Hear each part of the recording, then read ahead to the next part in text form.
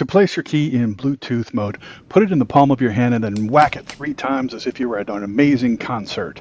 Sometimes it doesn't take the first time, so repeat until you hear the key beep. Your system administrator is going to send you either a text message or an email. We're using text.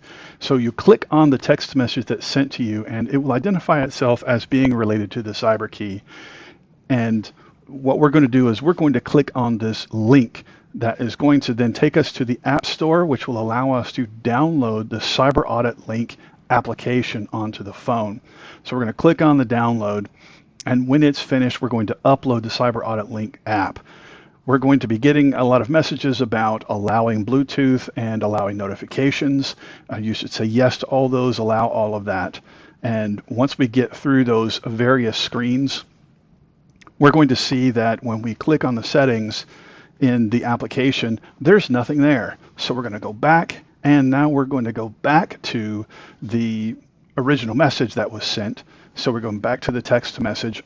We're going to open that up, and we're going to click on that link once more.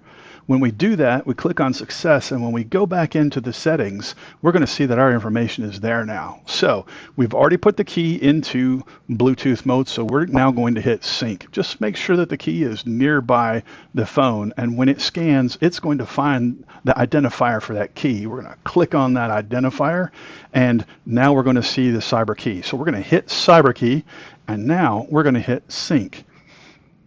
When it syncs to the key, sometimes it doesn't take the first time, and you might have to say, okay, let's try this again. So we're going to sync it again.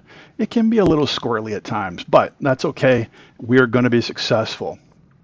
So now we're going to sync to the key, and when we're done, it's actually going to show you the date and time that the sync is complete, and that information is then going to be passed up to the server.